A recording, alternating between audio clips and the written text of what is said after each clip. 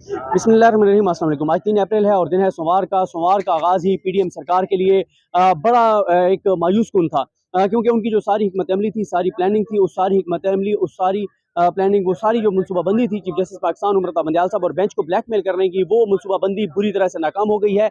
और अब जो ब्रेक हुई है, ब्रेक से पहले तक की मैं आपको 2 अहम चीज़ें आपके सामने रखने जा रहा हूँ, बाकी तो हम तफसील से बात करेंगे कि जो इन्होंने हिकमत अमली बनाई थी, जिसमें उन्होंने एलामिया जारी किया था, जिसमें सुप्रीम कोर्ट पर अटैक किया था और कहा था कि हम सुप्रीम कोर्ट ऑफ पाकिस्तान का बायकॉट करेंगे।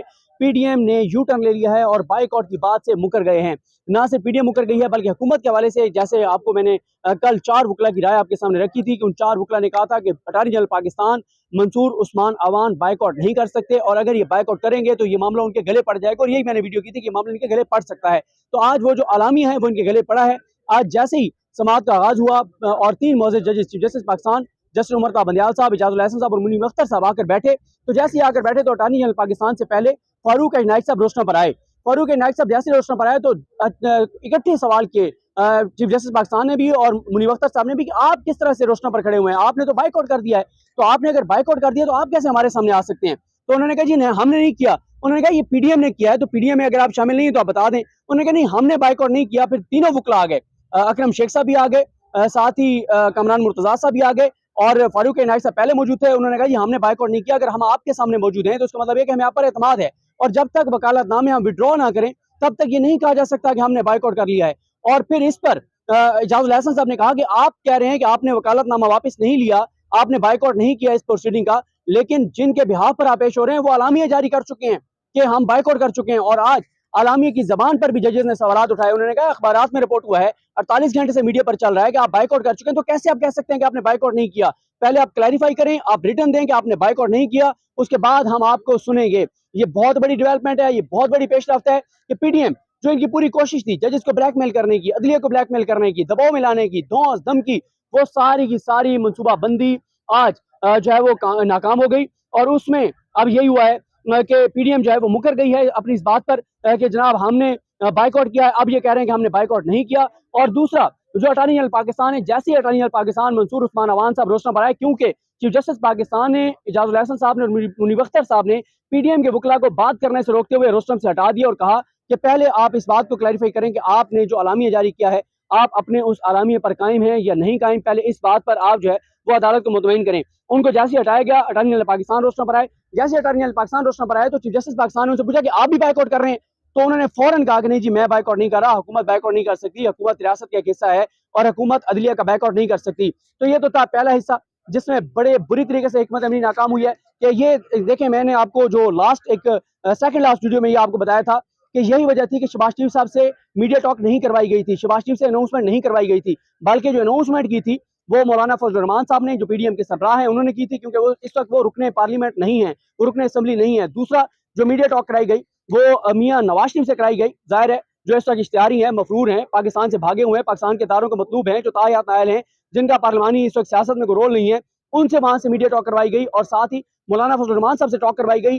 किसी भी हुकूमत के अहदेदार ने वो प्रेस कॉन्फ्रेंस नहीं की थी, किसी वजीर ने प्रेस कॉन्फ्रेंस नहीं की थी कि हम बाइकआउट करेंगे। तो ये इनकी हिकमत अमली थी कि ये बाइकआउट की बात करेंगे, जजेस पर दबाव होगा, और इनके जहन में यह था कि जब हम मुसलसल बाइकआउट बाइकआउट बाइकआउट की प्रेस कॉन्फ्रेंस करेंगे तो chief justice Pakistan justice Umar Ata Bandial साहब जो हैं वो बना देंगे फुल कोर्ट बना देंगे, ये बैंक नहीं सुनेगा। लेकिन आज बुरी तरह से हिकमत अमली नाकाम हुई जजेस ने आके, और जजेस का आज आते ही मूड एग्रेसिव था, वो डिफेंसिव पे नहीं थे। ये जो एक सोचा जा रहा था ना, समझा जा रहा था कि जनाब वो ब्लैकमेलिंग में आ जाएंगे और वो परेशान होंगे, वो दबाव में होंगे, वो दबाव में नहीं थे, बल्कि उन्होंने आके एग्रेसिवली उन्होंने सवाल किया। और जब वो एग्रेसिव थे तो उसके बाद फिर ये डिफेंसिव पे थे, ये जो पीडीएम के वकला हैं ये डिफेंसिव पे थे, और ये जो है वो जजेस से बाद में मिन्नत तरले करते रहे कि जनाब हमने तो बाइकआउट नहीं किया, नहीं हम बाइकआउट नहीं कर सकते। तो ये एक बड़ी आज की सबसे बड़ी डेवलपमेंट ये थी। बाकी आगे बहुत कुछ होता रहा। जो सेक्रेटरी डिफेंस है, सेक्रेटरी डिफेंस को कहा गया है कि आप जबानी कलामी बात ना करें, चैम्बर में बात ना करें, आप हमें तहरीरी तौर पर दें। हमारे कुछ दोस्त वहाँ पे खड़े हुए जो कल से बहुत ज़्यादा बातचीत हो रही थी, दिखाना नहीं है उनको, ठीक है, कल से बहुत ज़्यादा बातचीत हो रही थी कि हुकूमत ने बहुत बड़ा कार्ड खेल दिया है, बहुत बड़ा पत्ता खेल दिया है कि हुकूमत बाइकआउट करने जा रही है बेंच की। चीफ जस्टिस के लिए बड़ी इंपैरेसमेंट होगी, चीफ जस्टिस कहीं के नहीं रहेंगे, बड़े उनके लिए मसला हो जाएगा कि वो जी पीडीएम ने बाइकआउट कर दिया, वो जी हुकूमत ने बाइकआउट कर दिया है। लेकिन आज यू टर्न लिया गया है पीडीएम की जानिब से, हुकूमत की जानिब से, और साथ ही सेक्रेटरी डिफेंस को कहा गया कि जबानी कलामी नहीं, ब्लैक एंड व्हाइट में दें बताएं कि क्या सूरत हाल है। और ये भी कहा गया है कि एयरफोर्स है, दीगर फोर्सेज हैं, वहाँ से जो है वो सिक्योरिटी एहलकार लिए जा सकते हैं और यहाँ पे कोई जंग नहीं होनी जो पोलिंग स्टेशन हैं। और ये भी देखना होगा कि पोलिंग स्टेशन हसास कितने हैं। ये भी हो सकता है कि पंजाब के पहले करवा ली जाए, केपीके के बाद में करवा ली जाए, केपीके और दीगर सूबों की फोर्सेज वहां पर हों, वहां पे वो ड्यूटी दें और उसके बाद फिर अलग केपीके का करवा लें। और साथ ही जो बजट के हवाले से बात थी उस पर असद उमर साहब ने आज जो बात की उसने जाहिर है एक हुकूमत की पोजीशन को बड़ा कमजोर कर दिया। और एक और चीज आपको बताऊं कि बड़े बड़े इश्तिहारात दिए गए अखबार में, टीवी चैनल पर इश्तिहारात चलवाए गए और बताया गया कि जनाब वो इसहाक डार साहब ने और नून लीग ने मुईशत को बचा लिया है, पता नहीं कहां से कहां ले गए हैं। आज एडिशनल सेक्रेटरी फाइनेंस ने अदालत में आके हुकूमत को चार्जशीट कर दिया है, ये कहकर कि जब से ये आए हैं इन्होंने मुईशत को तबाह कर दिया है, कुछ नहीं बचा, पाकिस्तान के पास तबाही हो गई है, बर्बादी हो गई है, कुछ बचा नहीं है, 20 अरब नहीं दिए जा सकते। उन्होंने मुईशत की बहुत खौफनाक सूरत हाल जो पेश की है। ये वो हुकूमत है जो अपनी सियासत बचाने के लिए रियासत को कुर्बान कर रही है। पहले जो एजेंसीज की रिपोर्ट्स पड़ी गई उसमें बताया गया कि 80% केपीके पे दहशतगर्दों का कब्जा हो गया है, पंजाब में भी दहशतगर्द फैल चुके हैं, रियासत की रिट कहीं नहीं है, दहशतगर्दी फैल गई है पूरे पाकिस्तान में। और वो जो हम दावा करते हैं पूरी दुनिया के सामने कि हमारी सिक्योरिटी फोर्सेज ने कुर्बानियां दी, हमारी फौज ने कुर्बानियां दी, हमारे जवानों ने शहीदों ने कुर्बानियां दी, हमारे सिविलियंस ने कुर्बानियां दी और उसके नतीजे में हमने दहशतगर्दों की कमर तोड़ दी है। अब बताया गया है, अदालत में बताया जा रहा है कि दहशतगर्दों ने रियासत पाकिस्तान की कमर तोड़ दी है, दहशतगर्दों ने हमारी कमर तोड़ दिया है। दहशतगर्द इस वक्त जो है वो पाकिस्तान पर काबिज हैं और दहशतगर्द जो है इस वक्त वो पाकिस्तान दहशतगर्दों के कंट्रोल में है, रियासत को रिट नहीं है।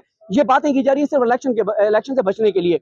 जो असद उमर साहब ने अदालत को बताया कि पीएसडीपी का जो फंड है वो 700 अरब है, 700 अरब में से सिर्फ 229 अरब खर्च हुए 8 माह में, बाकी 470 अरब करीब जो है वो पड़ा हुआ है इनके पास। उन्होंने बताया कहां कहां से कट लग सकता है। उन्होंने बताया कि जो 70 अरब रुपए इन्होंने जारी किए एमएनएस को और उसमें भी फिर कुछ और ऐड कर दिए। चीफ जस्टिस ने यह भी कहा कि हम इसमें भी देखेंगे कि कौन कौन सा रोड, कौन कौन सा मनसूबा, कौन कौन सा पावर प्रोजेक्ट है वो कितने अरब का है, किस तरह से आप कर रहे हैं, ये सारी चीजें। तो ये इस वक्त तक की ब्रेक से पहले तक की जो मैं आपके सामने सूरत हाल रख रहा हूँ, ये ब्रेक से पहले तक की है। और अब जो अटॉर्नी जनरल पाकिस्तान है उनके दलाइल जो है वो मुकम्मल हो चुके हैं। अटॉर्नी जनरल के दलाइल के बाद अब जो है वो इरफान कादिर साहब जो इलेक्शन कमीशन के वकील हैं, जिन्होंने आके अदालत को कहा कि आप तो फैसला सुना रहे हैं, आप इलेक्शन का फैसला सुना रहे हैं, आपने हमें सुना नहीं है, तो ये कैसे आप सुना सकते हैं। तो उन्होंने कहा हम आपको सुनेंगे। अब जो इरफान कादिर साहब हैं, इरफान कादिर साहब को सुना जाएगा, इरफान कादिर साहब को ब्रेक के बाद सुना जाएगा। लेकिन दो अहम चीजें मैंने आपको बता दी हैं।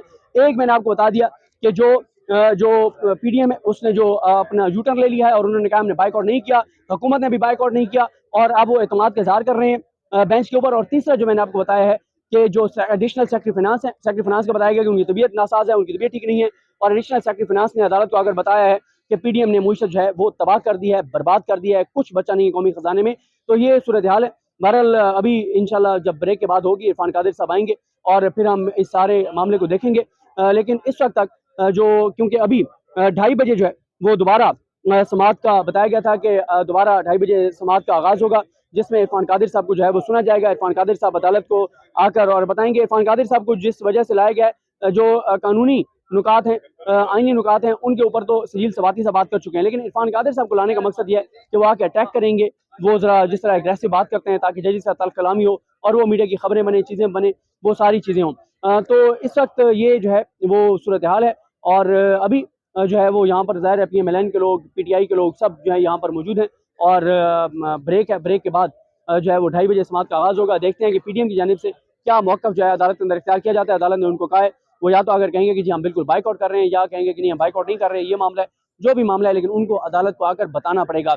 अदालत बड़ा वाज़ेह कर चुकी है कि जब तक बाइकआउट के हवाले से वो नहीं बताते तब तक अदालत जो है वो PDM को नहीं सुनेगी। तो बहरहाल इंशाल्लाह ब्रेक के बाद की प्रोसीडिंग के बाद तफसील से बताएंगे आपको, क्योंकि 11:30 से लेके और 2 बजे तक समाअत हुई है, 2.5 घंटे तक समाअत हुई है, बड़े सख्त सवालात हुए हैं। और आज ये जो 4-3 का मामला है, फुल कोर्ट वाला जो मामला है, काजी फैसल साहब वाला जो मामला है, इस पे भी बड़ी तफसील से आज बातचीत हुई है, बहुत सी चीज़ें खुलकर सामने आई हैं और खुद अटॉर्नी जनरल पाकिस्तान के सामने जो है इस बात का इंकशाफ हुआ है कि हुकूमत की जो तशरीह है 4-3 वाली वो गलत है, वो दुरुस्त नहीं है और हुकूमत जो दावे कर रही थी वो गलत थे और वो बिल्कुल अदालत को उस तरह से मुतमईन नहीं कर सके 4-3 वाले मामले पर। क्योंकि उमरी वक्ता साहब ने ये कहा कि कैसे हो सकता है कि जजेस 5 बैठे हों और फैसला 7 का हो, ये नहीं हो सकता।